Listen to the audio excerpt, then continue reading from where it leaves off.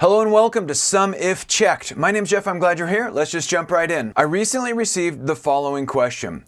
How do I add two values when a checkbox is checked? And I'm going to answer that question in this video. Let's head to the first exercise, exercise 1. In this exercise, we're just going to get warmed up with checkboxes. First, we select the range. Then we go to Insert, Checkbox. Now, there's a couple of things to note. First of all, I can use my mouse and check the checkboxes and uncheck the checkboxes. What we can also do though is keep our hands on our keyboard. For example, if we use the space key, we can check these checkboxes or uncheck. So space is another way to select or deselect the checkboxes. We can also select multiple checkboxes at once. For example, if we select an entire range first and then hit the space bar, that's going to select all the checkboxes within the range. Now we can also use the delete key, and what that does is the first press of the delete key unchecks the checkbox.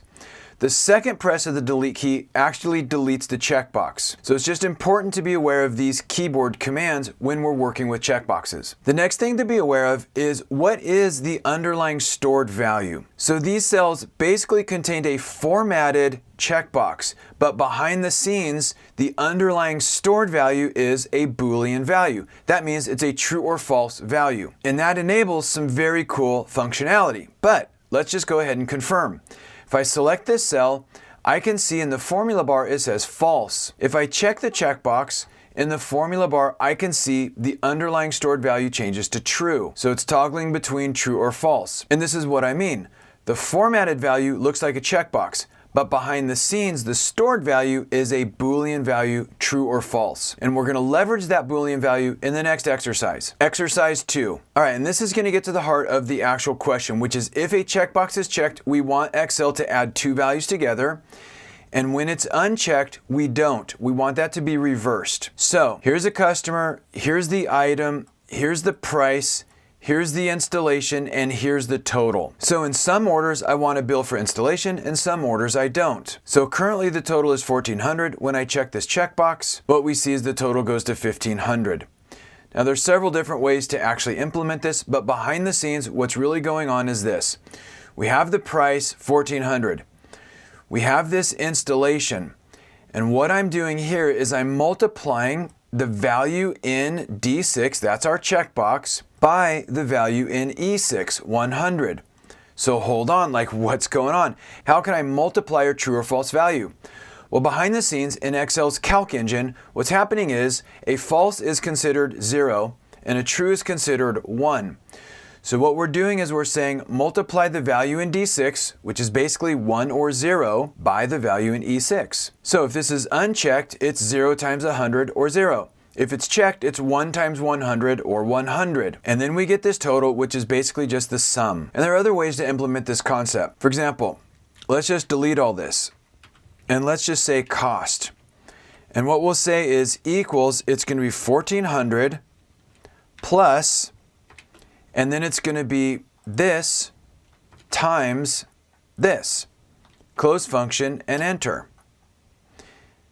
And if it's unchecked, it's going to be 1,400 plus 0 times 100 or 0. If it's checked, it's going to be 1,400 plus 1 times 100 or 100 equals 1,500. This is one way to leverage that true or false Boolean value inside our formulas. But there are other ways. So let's go to the next exercise. Exercise 3. In this exercise, we're going to get a running total of the amounts for all of the checked items. And behind the scenes, we're doing this with the SUMIF function. If you haven't checked out the SUMIF function, it's a great function. What we're basically telling it to do is add up all the values in this column, column C, but only include those rows where the checkbox is true. In other words, where the checkbox is checked. So for example, I have 27 battle stars to spend on all of these different things. As I check these values, this applied value is going to increase, and this remaining is a simple subtraction. So for example, if I have 27 to spend, what do I really want? Well, let's say I grab this cool back bling, a cool pickaxe, a cool emote, and let's grab some V-Bucks, and let's grab this cool loading screen. Okay, and now I've spent all my battle stars. Okay, that's a funny example. But the key point is behind these checkboxes are true or false Boolean values. And we've looked at a couple of ways to leverage those true or false values in our formulas. Hopefully this has been helpful. Thanks for joining me. Have a great day. Hey Excel user, if you ever need to create summary reports, check out my Pivot Table for Beginners video. It starts at the beginning and shows how to store the data transactions in a table and then how to summarize those transactions with a pivot table report. I hope it helps unlock the incredible power of pivot tables. This video is a production of Excel University.